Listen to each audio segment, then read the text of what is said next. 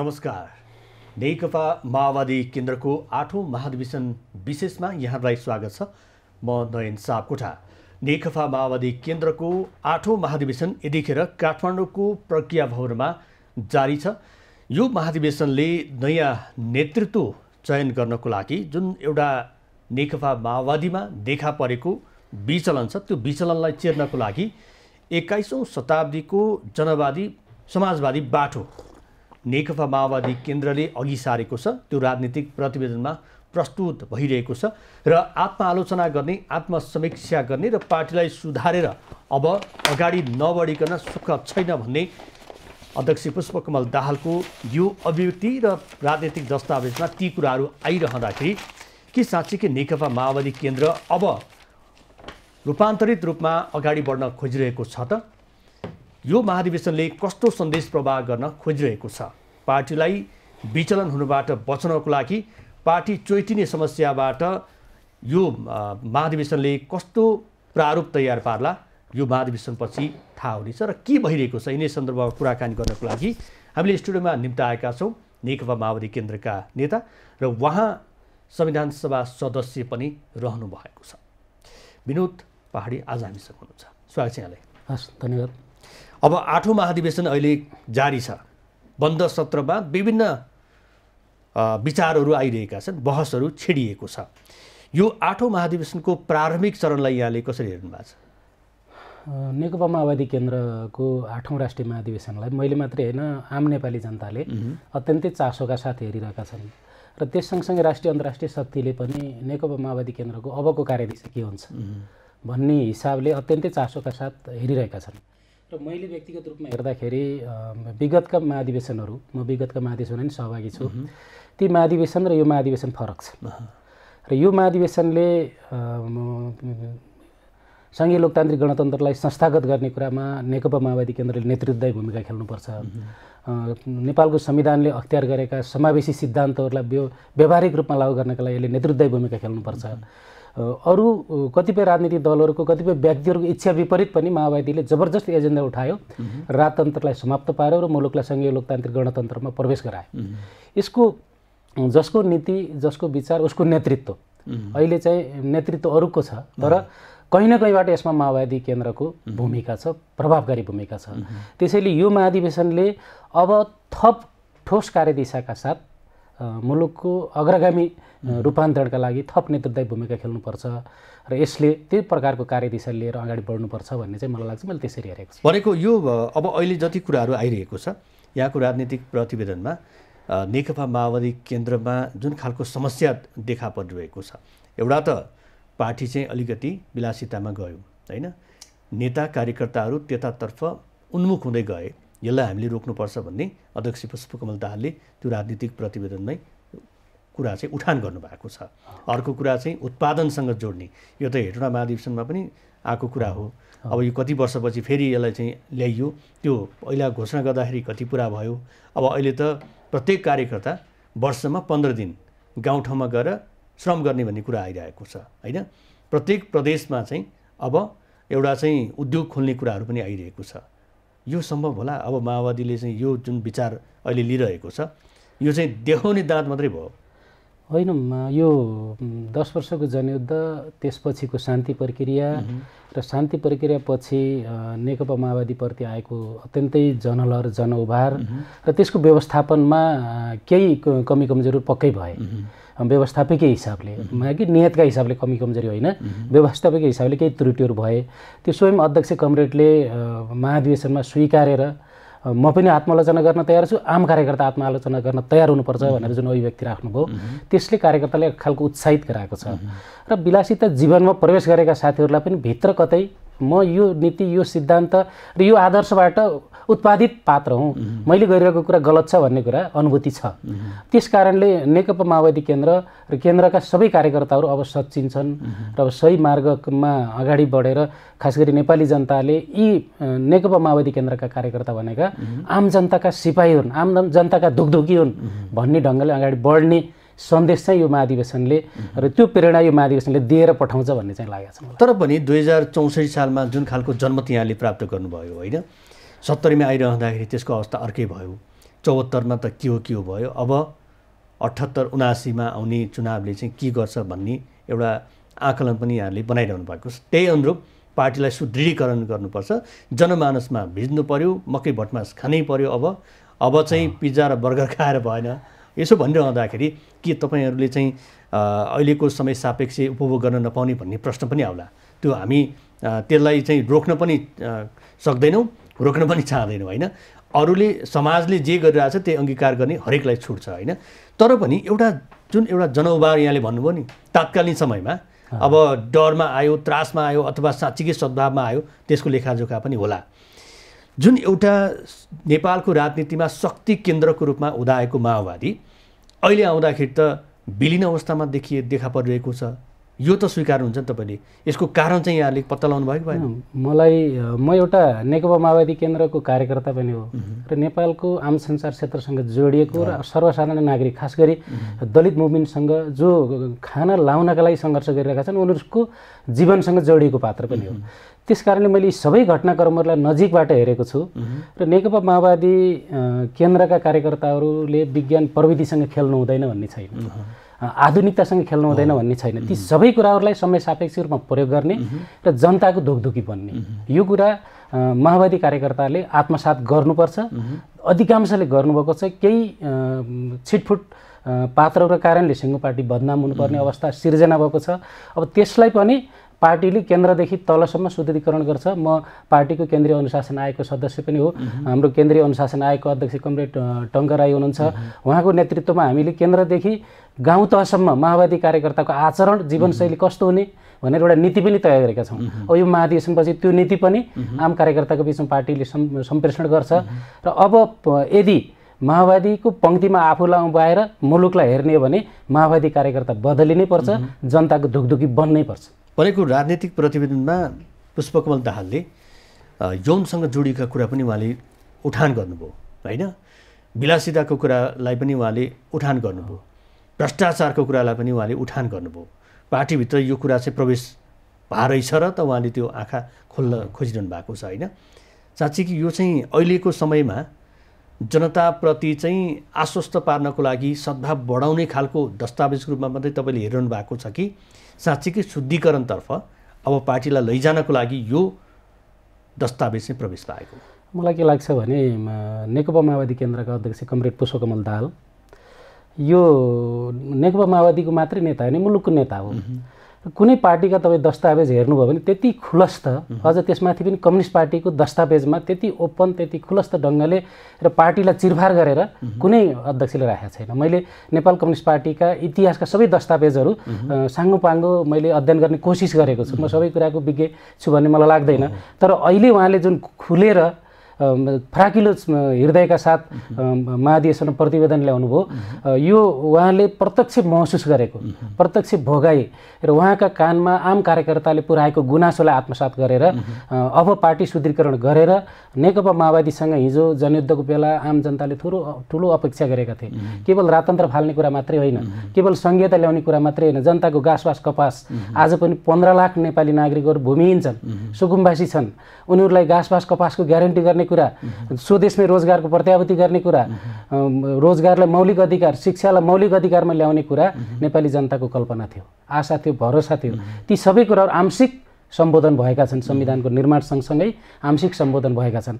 यसलाई पूर्ण रूपले सम्बोधन गर्नका लागि फेरि पनि मुलुकमा कमरेड पुष्पकमल दाहाल प्रचण्डको अझ प्रभावकारी नेतृत्व जरुरी छ। तपाईँले हेर्नुहोस् ६३ देखि आजसम्मको सत्ता परिवर्तनको कुनै पनि घटनाक्रममा प्रचण्डको भूमिका बिना मुलुकमा सत्ता परिवर्तन भएको छैन र उहाँले सत्ता बाहिर आफू बसेर पनि मुलुकमा अग्रगामी रूपान्तरणका लागि भूमिका खेलिरहनु भएको छ। अब अरू होइन, आफै नेतृत्वदायी भूमिका खेल्ने ढङ्गले अब नेकपा माओवादी निर्माण गर्नुपर्छ भनेर खुल्ला हृदयका साथ आउनुभएको हो र यो कुरालाई आम कार्यकर्ताले आत्मसात गर्छन्। यसलाई साथ दिनुपर्छ। त्यो कमरेड प्रचण्ड पुष्पकमल दाहाललाई साथ दिने कि आफूलाई साथ दिने हो, मलाई साथ दिने हो। नेकपा माओवादी केन्द्र बलियो भयो भने त्यो पार्टीको कार्यकर्ता म बलियो हुन्छु भन्ने कुरा अब नेकपा माओवादीका आम कार्यकर्ताले महसुस गर्नुपर्छ। तर पनि पार्टी चाहिँ अब धुजा भयो, मकियो, अब चाहिँ सकिने लाग्यो भन्ने हिसाबमा पनि त्यो खालको दस्तावेजमा ती कुराहरू आएको होला। यहाँले पुष्पकमल दाहाल नेपालको राजनीतिमा वरिपरि घुमिरहने कुरा यहाँले गर्नुभयो, त्यो स्वाभाविक पनि थियो होइन, अहिले पनि छ, गठबन्धन पनि त्यही अनुरूप नै बनिरहेको छ। हुन त अब नेकपा बन्ने क्रममा पनि उहाँको भूमिका आफ्नो ठाउँमा छ होइन, तर पनि अहिले चाहिँ अब नेतृत्वले चाहिँ जुन एउटा जस र अबजसको कुरा हुन्छ नि, पार्टी के थियो र पार्टी अहिले कुन रूपमा चाहिँ अगाडि बढिरहेछ भन्ने एउटा चाहिँ व्यक्ति पूजा गर्ने चलन चाहिँ नेपाली राजनीतिमा छ होइन। तपाईँले पनि कता कता व्यक्ति पूजा गरे जस्तो पनि देखिरहेको छु मैले होइन, यस्तो हुन्छ राजनीतिमा? होइन, तपाईँले भनेको स्वाभाविक हो। हामीले नेतृत्वलाई देवत्वकरण गर्नु हुँदैन भनेर बोलिरहेका छौँ। त्यसमाथि अझ कम्युनिस्ट पार्टी जनवादी केन्द्रीयता र अन्तर्जनवादमा विश्वास गर्ने कम्युनिस्ट पार्टीका कार्यकर्ता हुन्। तर अपरिहार्यता के हो भने मुलुकको नेतृत्वदायी भूमिका कसले खेल्न सक्छ? नेकपा माओवादी केन्द्रभित्र अहिले विद्यमान नेताहरू प्रशस्त क्षमता भएका विभिन्न कोणबाट योग्यता हासिल गरेका नेताहरू हुनुहुन्छ। तर त्यसका बीच पनि यहाँले भन्नुभयो माओवादी पार्टी महकियो, माओवादी पार्टी चुइटियो, त्यो पीडा त हामी सबैलाई छ। अझ कमरेड प्रचण्ड पुष्पकमल दाहाल त अझ बढी हुनुपर्छ नेतृत्वको हिसाबले। सबैभन्दा पहिला नेकपा माओवादी असफल हुँदा पहिलो अब जस्तो उहाँलाई जान्छ, त्यसपछिको अंश त हामीले पनि स्वीकार्नुपर्छ। त्यस कारणले उहाँलाई देवत्वकरण गर्ने होइन कि उहाँको भूमिका हुन त अब नेतृत्व कमजोर हुँदाहुँदै पनि बलियो भएको उदाहरण त नेपाली काङ्ग्रेसमा पनि देखा पर्यो। अब यो पाटो चाहिँ माओवादी केन्द्रमा पनि होला। यहाँसँग कुराकानी म एकैछिन बजार जस्तो हामीसँग अर्को एकजना अतिथि पनि आउनु भएको छ विश्लेषकको रूपमा। उहाँलाई म केही समय पछाडि यहाँ स्टुडियोमा निमन्त्रणा गर्छु, त्यसपछि तपाईँसँग कुराकानीको क्रम जोड्छु। दर्शक, नेपालमा राजनीतिक दलहरूको जुन महाधिवेशनको श्रृङ्खला चलिरहेको छ, पछिल्लो समयमा नेकपा माओवादी केन्द्रको 8औं राष्ट्रिय महाधिवेशन काठमाडौँमा जारी छ। यसै सन्दर्भमा रहेर हामी कुराकानी गर्न गइरहेका छौँ। यो क्रम अझै जारी रहनेछ, हामीसँग रहनुहोला। माओवादीको महाधिवेशनको कुरा गर्छौँ। फेरि पनि स्वागत छ नेकपा माओवादी केन्द्रको 8औं राष्ट्रिय महाधिवेशन विशेषमा। केही बेर अगाडि मैले नेकपा माओवादी केन्द्रका नेता विनोद पहाडीसँग केही समय कुराकानी गरिसकेको छु भने यस पछाडि फेरि पनि हामीसँग अर्का अतिथि जोडिनु भएको छ। विश्लेषकको रूपमा प्राध्यापक विजयकान्त कर्ण। दुवैजनालाई म एकैचोटि फेरि स्वागत गर्छु। धन्यवाद। अब म विजयकान्त कर्णसँगै जान्छु। अहिले नेकपा माओवादी केन्द्रको 8औं राष्ट्रिय महाधिवेशन र केही बेर अगाडि विनोदजीले के भन्नुभयो भने अब नेकपा माओवादी केन्द्र रूपान्तरित रूपमा अगाडि बढ्न खोजिरहेको छ। यो पार्टीले जनजीविकाका सवालमा अब राम्रो सन्देश दिने गरी पार्टी सङ्गठनमा चाहिँ सुदृढ पार्ने प्रयास थालनी गरिसकेको छ। तपाईँले चाहिँ अब हामीले धेरैवटा महाधिवेशन देखिसक्यौँ राजनीतिक दलको। अहिले पछिल्लो समयमा माओवादी केन्द्रको यो महाधिवेशन चलिरहँदाखेरि प्रारम्भिक चरणमा तपाईँले के सन्देशहरू देखिनु भएको छ माओवादी तर्फबाट? नेकपा माओवादी शान्ति प्रक्रियामा आइसकेपछि उसले उठाएका मुद्दाहरू, नेकपा माओवादीको सबैभन्दा ठुलो समस्या नै के हो भने जुन मुद्दाहरू लिएर त्यो पार्टी स्थापना भयो, अर्थात् नेपालका मूलभूत समस्याहरू, त्यसका दलित, जनजाति, मधेसी, महिला लगायत विभिन्न पछाडि पारिएका समुदायको हक हितको रक्षाको लागि र त्यसमा पनि त्यसका अति विपन्न गरिबहरूको लागि पार्टी स्थापना भएको जुन मूल उद्देश्यबाट जब पार्टीहरू टाढा हुन्छन् नि अनि जनता बिस्तारै टाढा गर्छन्, मूलभूत समस्या नै त्यही हो। त्यो पार्टीले उठाएका मुद्दाहरू समावेशीकरणका मुद्दा, संहिताका मुद्दा, उसले जुन उठाएको त्यो मुद्दाहरूबाट विचलित भएर राजनीतिक सत्ताको खेलमा लागेपछि यो समस्या भएको। त्यो पार्टीको सबैभन्दा मूल समस्या त्यही हो। पार्टी सत्तामै गएर नेपालको त्यो पार्टीको मात्र होइन, फेरि नेपालको सबै राजनीतिक दलको एउटा के समस्या छ भने सत्ता जुनसुकै माध्यमबाट प्राप्त गर्नुपर्छ। त्यसको लागि वाञ्छित अवाञ्छित सबै खालको एग्रिमेन्ट गर्ने र सत्ता प्राप्तिको लागि व्यक्तिगत एग्रिमेन्ट, सामूहिक एग्रिमेन्ट र विचारै नमिलेका दलहरूसँग पनि जाने आउने यस्ता कुराहरू भएर चाहिँ यो समस्या भएको। नेकपा माओवादी 2063 साल शान्ति प्रक्रियामा आइसकेपछि या 2062 सालको मङ्सिरमा 12 बुँदे सम्झौता गरिसकेपछि लिएका कदमहरूको समीक्षा गर्नुपर्ने थियो उहाँहरूले। त्यो समीक्षालाई बोलिदिनु भयो। उहाँहरूले गर्नुपर्ने कुरो के थियो भने 12 बुँदे सम्झौता या उहाँहरूको पालुङटारमा भएको केन्द्रीय कमिटीको बैठकपछि त्यसपछि भएका गतिविधिहरू आत्मालोचना भन्ने शब्दसँग मलाई आजकल अप्ठ्यारो मानिसकेँ कि मैले चाहिँ, त्यो पनि खास गरी वामपन्थीहरूले चाहिँ भन्छ आत्मालोचनाको अर्थ हो कि अबदेखि यो गल्ती गर्दिनँ भनेर चाहिँ। यहाँ भयो के भने आत्मालोचना भन्ने फेरि त्यही गल्ती रिपिट गर्ने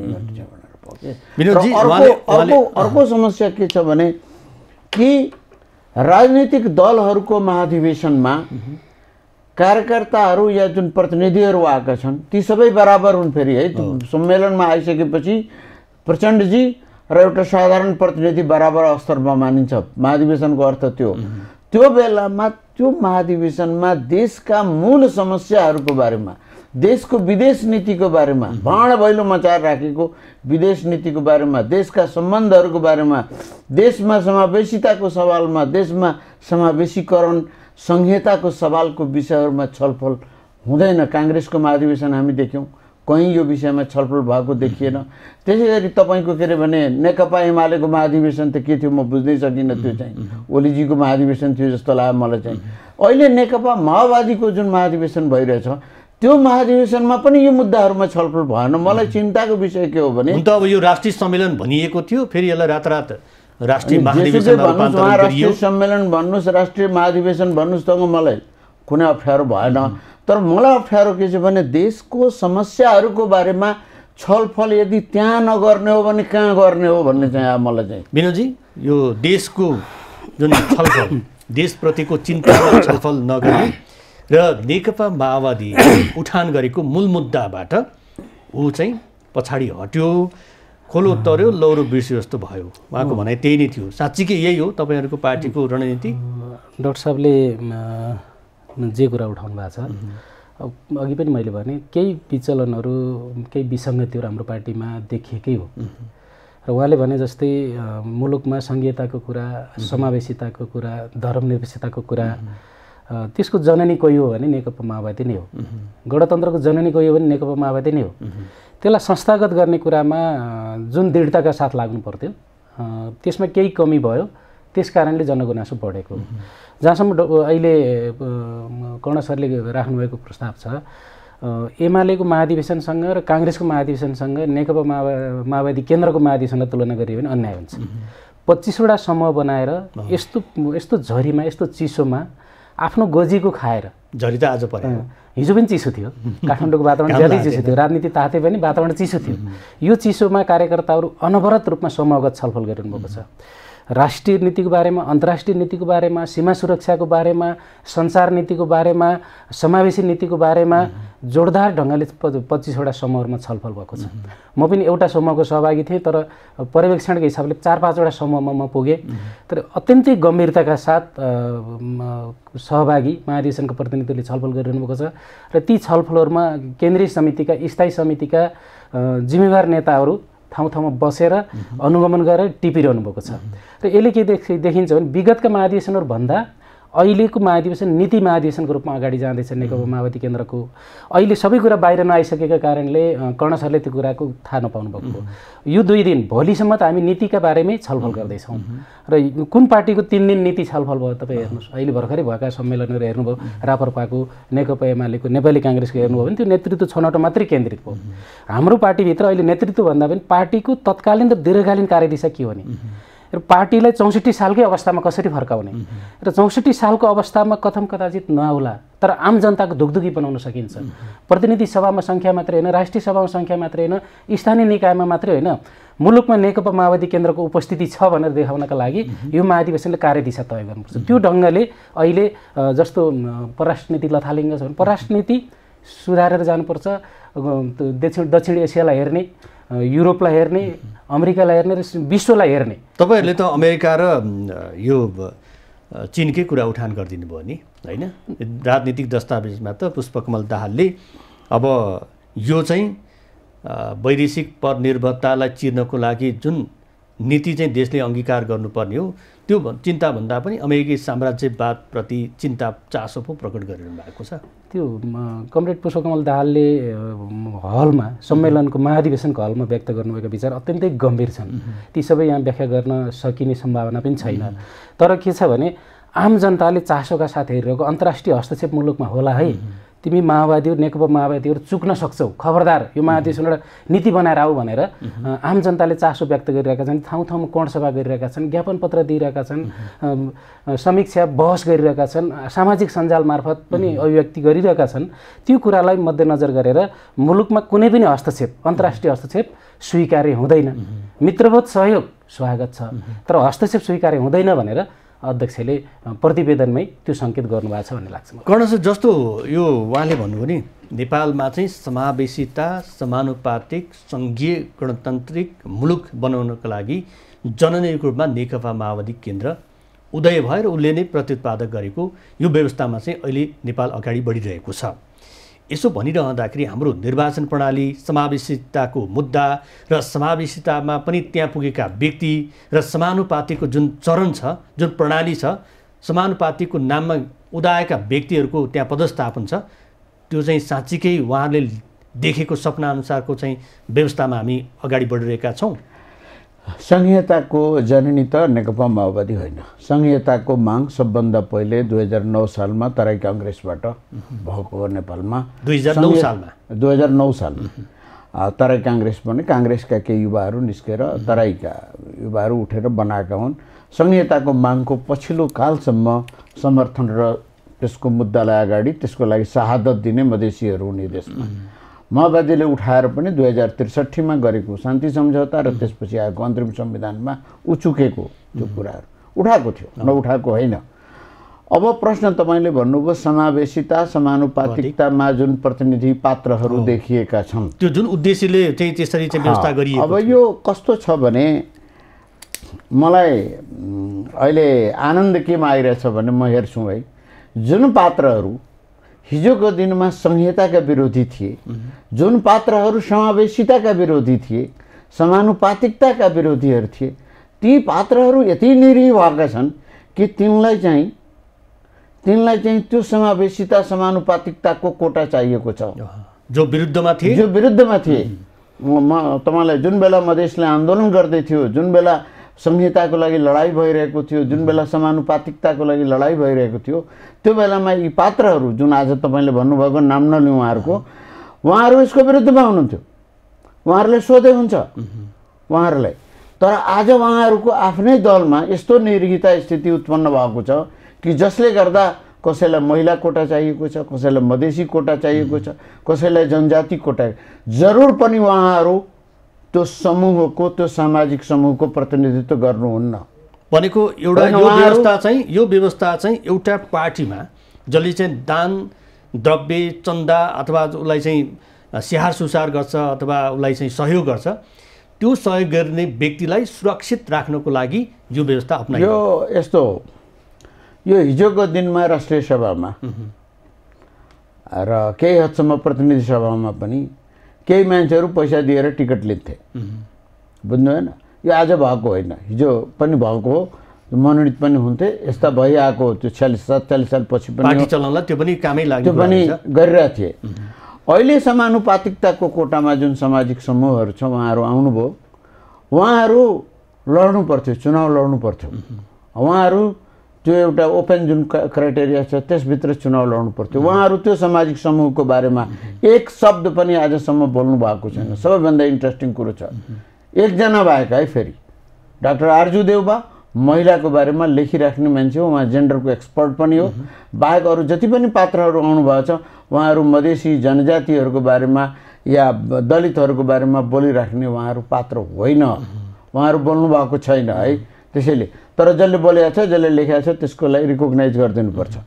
त्यो मेरो के अरे भने, तर जुन भयो त्यो राम्रो भएको होइन। तर अब यसको समाधान मान्छेहरू यसलाई बन्द गरिदिनु, त्यसको समाधान यो हुँदै होइन।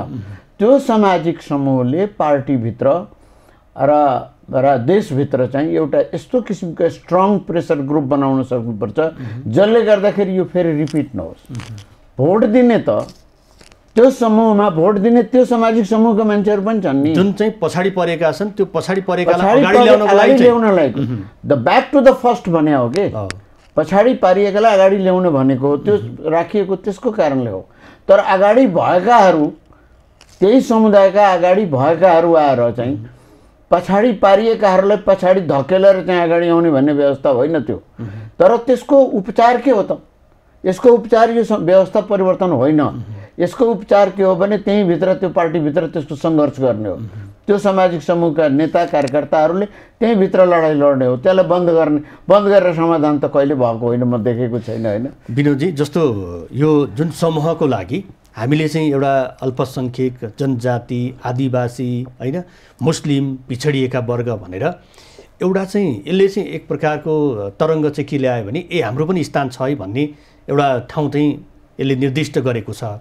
तर त्यो निर्दिष्ट गरेको ठाउँमा जुन समूह पुग्नुपर्ने, जुन पछाडि परेका व्यक्तिहरू पुग्नुपर्ने, त्यहाँ चाहिँ अलिकति तरमारा वर्ग, तरमारा व्यक्ति भनौँ न, जसलाई चाहिँ अलिकति आफू बाटो टाटो अलिकति ललाइ फकाइ गर्न सक्ने, स्याहार सुसार गर्न सक्ने त्यो व्यक्तिको हाबी चाहिँ नेकपा माओवादी केन्द्रमा नि छ।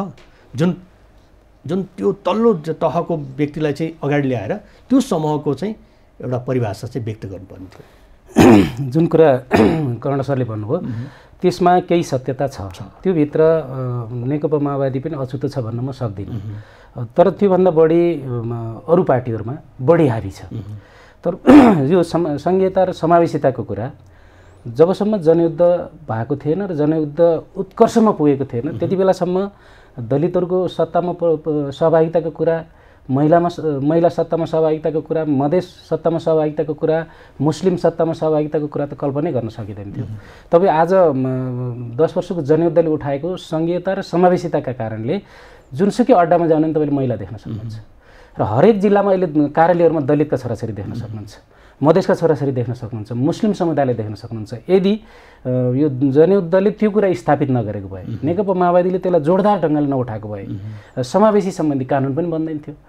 र तपाईँ मलाई राम्रो अनुभव के छ भने 48 सालकोदेखि हामी 63 सालसम्म संसदीय अभ्यासलाई हेऱ्यौँ। त्यो बेलासम्म 205 निर्वाचन क्षेत्रमा एकजना बाहेक 15 वर्षको इतिहासमा दलित निर्वाचित भएन। नेपाली काङ्ग्रेसले झुकिएर कृष्ण सिंह परियारलाई टिकट दियो। उहाँले सिंह मात्रै लेख्नुहुन्थ्यो, परियार लेख्ने थाहा भएको भए टिकट दिएन। टिकट पाइसकेपछि उहाँले परियार लेख्नुभयो र चुनाव जित्नुभयो 48 सालमा। त्यो बाहेक कुनै पनि पार्टीले चुनाव जिताएर ल्याउन सकेन। र राष्ट्रिय सभामा एकजना मान्छेलाई अमुक पार्टीहरूले लैजाँदा हामी देशैभरि दलितहरूको प्रतिनिधित्व भयो भनेर खुसियाली मनाउँथ्यौँ। राजाले एउटा मन्त्री बनाउँदा देशैभरि खुसियाली मनाउँथ्यौँ। आज त क्याबिनेटमा पनि मन्त्री छन्, प्रदेशमा पनि दलितका छोराछोरी मन्त्री छन् र तपाईँ प्रतिनिधि सभामा 19 जनाको प्रतिनिधित्व छ। त्यसमा आधाभन्दा बढी महिलाहरूको, दलित महिलाहरूको प्रतिनिधित्व छ। यदि नेकपा माओवादी हुँदैन थियो, नेकपा माओवादी केन्द्रले यो आन्दोलन उद्घोष गरेको हुँदैन थियो भने अहिले पनि मुलुक त्यही संसदीय अभ्यासको अवस्थामा निरीह रूपमा एकाध व्यक्तिलाई लैदिएका भरमा सन्तोष गर्नुपर्ने अवस्था हुन्थ्यो। यो कार्यान्वयन भएन भन्ने कुरासँग म सहमत छैन। तर ऐनको दुरुपयोग भएको छ, निर्वाचन सम्बन्धी ऐनको दुरुपयोग भएको छ। पैसामा समानुपातिक सिट खरिद बिक्री भएको छ, प्रदेश सभाको होस्, प्रतिनिधि सभाको होस्, खरिद बिक्री भएको छ। र कतिपय ब्युरोक्रेसीमा विभिन्न नियोगहरूमा भर्ना खुलाउँदाखेरि नियमलाई मिचेर त्यो समूहलाई वञ्चित गर्ने गरी भर्ना खुलाइएको छ, आवेदन खुलाइएको छ र त्यो समावेशी समूह आउनै नसक्ने गरी मापदण्ड बनाइएको छ। यसरी यसलाई दुरुपयोग गर्ने काम राज्य सत्ताभित्रैबाट भएको छ र यसलाई कसरी चिर्ने अहिले नेकपा माओवादी केन्द्रको अधिवेशन यसमा केन्द्रित हुनुपर्छ। जसका लागि लडियो त्यो सत्ताको बागडोरमा चाहिँ पुग्नुपर्छ। त्यो बारेमा महाधिवेशनले व्याख्या गरेर अठोट गरेर प्रतिबद्धता लिएर अब जनताको बिचमा जानुपर्छ भन्ने कर्ण सर जस्तो उहाँले भन्नुभयो नि, यो व्यवस्था जुन यो समानुपातिक समावेशिताको मुद्दालाई चाहिँ नेकपा माओवादीले बल गरेर चाहिँ नगिसारेको भए अहिलेको यो व्यवस्थामा जुन जुन तत्त निकायमा जसरी यसको चाहिँ त्यहाँ व्यवस्थापन भएको छ ती समूहको त्यो हुँदैन थियो भन्ने उहाँको दाबीमा कति प्रतिशत दाबी मिल्छ? त्यो माओवादी नेकपा माओवादीको जनयुद्धको समयमा यी सबै मुद्दाहरू उठाइएकै हुन्। तर यो मुद्दालाई धेरै चलायमान र स्ट्रङ ब्याकिङ चाहिँ मधेसको आन्दोलनले दिएको हो। संहिता मधेसी आन्दोलनबाट इस्टाब्लिस भयो। त्यसको लागि झन्डै 150 मधेसीहरू शहादत भएका छन् यो मुलुकमा। लोकतान्त्रिक सरकारले कुनै अथोरिटेरियन गभर्मेन्टले मारेको होइन। देशमा नेकपा एमाले काङ्ग्रेस र माओवादीको सरकार भएको बेलामा त्यो मृत्यु भएका छन्। त्यसैले त्यो महत्त्वपूर्ण मलाई प्रश्न त्योभन्दा पनि प्रश्न के छ भने जब राज्यले त्यसरी बदमासी गरिरहेको बेलामा नेकपा माओवादीका नेता कार्यकर्ताहरू सडकमा खोइ त मैले जान्न खोजेको त्यो हो। मैले संसदमा यो विषयमा छलफल नभएको किन हो? 4 वर्ष अगाडि उहाँहरूकै सरकार भएको बेलामा 3.5 वर्ष अगाडि खड्ग प्रसाद ओली प्रधानमन्त्री भएको बेलामा चाहिँ 6000 विज्ञापन खोलाउँदाखेरि सरासर बदमासी गर्दाखेरि सांसदहरू कहाँ सुतेर बसेका थिए? त्यो मेरो प्रश्न हो। त्यो किन बोलिएन? किन कहाँ हराउनु भएको थियो? सत्तामा भएको बेलामा यो विषयहरूमा छलफल गरिनुपर्छ कि पर्दैन भनेर आउँछ कुरो। समानुपातिकताको सवालमा एउटा महत्त्वपूर्ण कुरो के छ? यो एभेरेसनको कुरा गर्नुभयो, भएका त्रुटिहरू या बदमासीहरूको बारेमा तपाईँले कुरा गर्नुभयो। तर एकचोटि यो सोच्नुहोस् कि नेपाली काङ्ग्रेसमा जुन आज 8 जना उपमहासचिव भएका छन्, यदि त्यो कोटा नभएको व्यक्ति 8 जना उपमहासचिव हुन्थे कि हुँदैन थिए भन्ने चाहिँ प्रश्न आउँछ। यदि ती 8 जना हुन्थे कि हुँदैन थिए भन्ने प्रश्न आउँछ। त्यो चाहिँ साह्रै महत्त्वपूर्ण कुरो मैले देखेको छु। त्यसै गरी उहाँले भनेको कुरोमा भएका विभिन्न ठाउँहरूमा प्रतिनिधित्व केही मात्रामा भएको छ, हुन सक्ने त भइसकेका छैन, त्यो अवस्था छैन। तर प्रश्न के हो भने कि यी स्थापित हुन खोजेका मुद्दाहरूको जसले यसलाई क्याम्पेन गर्यो त्यो किन सुतेर बस्छ जुन बेला त्यसमाथि आक्रमण हुन्छ भन्ने चाहिँ भनेर भनेको प्रश्न त्यहाँ आउँछ। दलितहरूको लास चाहिँ के अरे टिचिङ हस्पिटलमा हुँदाखेरि किन त्यो पार्टी बोल्दैन? आफ्नै सरकार भएको बेलामा किन यो विषयहरू उठ्दैन भन्ने आउँछ प्रश्न आउँछ। त्यो प्रश्न कहाँ उठ्छ भने 6 जना दलित युवाहरूलाई नदीमा फालिदिँदा पनि सडकमा किन त्यो पार्टी देखिँदैन भन्ने त्यो जसले मुद्दा उठाएको त्यसमाथि त जीवनभरि लागिराख्नुपर्छ नि त। त्यो प्रश्न त्यो अर्को अत्यन्त महत्त्वपूर्ण नेकपा माओवादीलाई के लागिरहेको छ भने अहिले जुन महाधिवेशन भइरहेको छ त्यसले घनीभूत रूपमा आत्मसमीक्षा गर्नुपर्छ।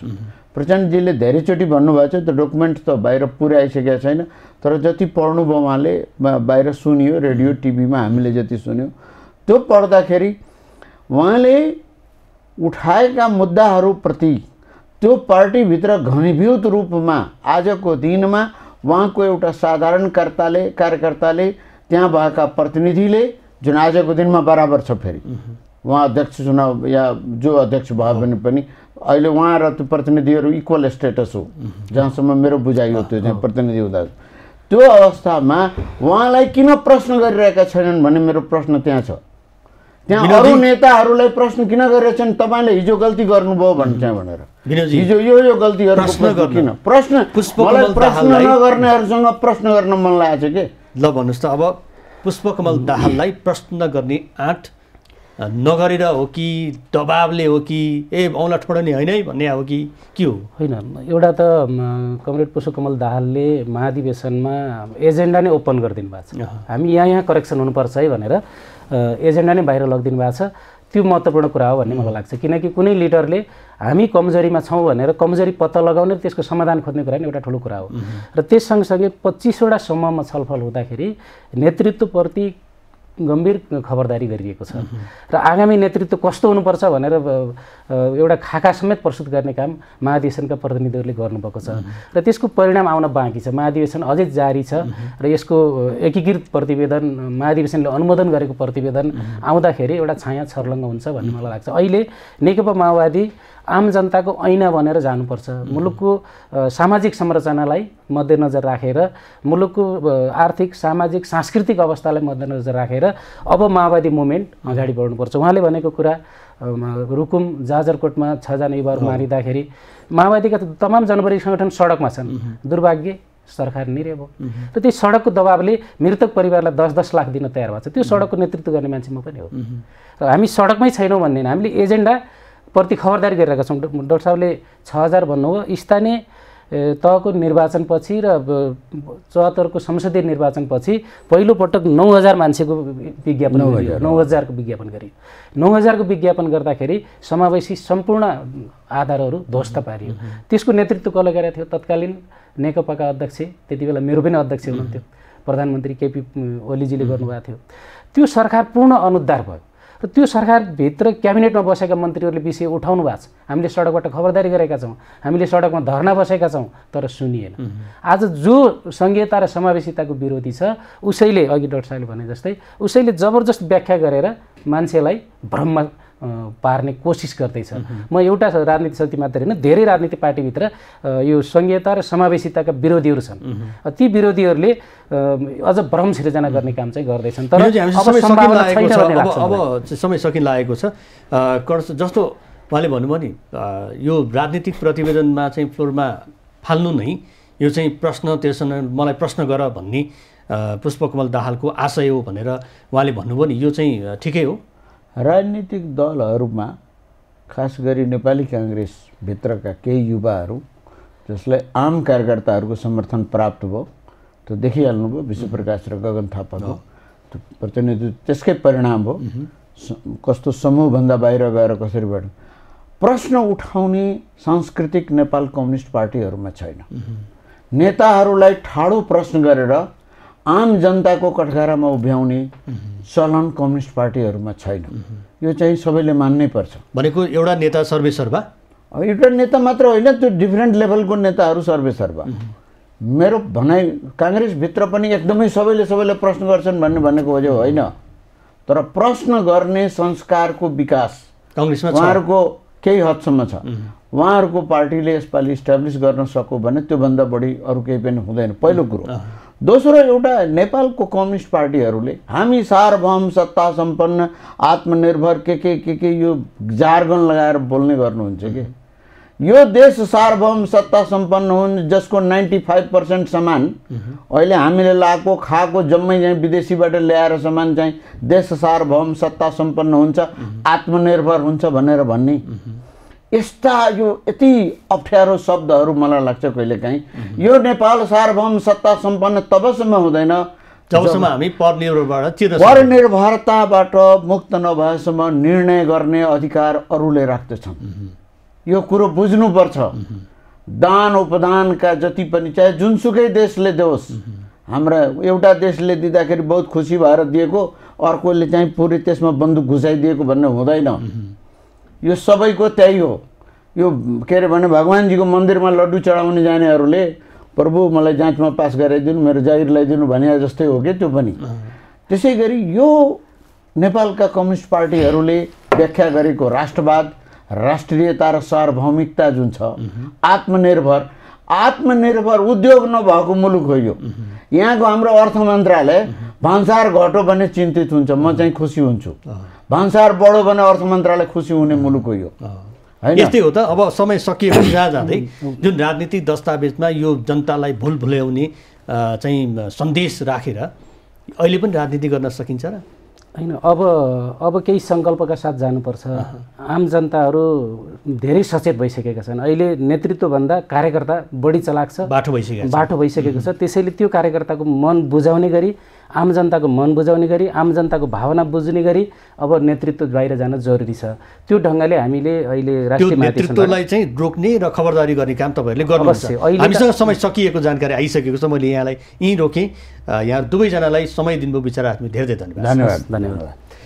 दर्शक उहाँहरू हुनुहुन्थ्यो प्राध्यापक विजयकान्त कर्ण र नेकपा माओवादी केन्द्रका नेता विनोद पहाडी। उहाँसँग गरिएको कुराकानीको क्रम सँगसँगै आजको समय सकिएको छ। खबरभित्रको खबरको लागि हेर्दै रहनुहोला एबी न्युज खबर। नमस्कार।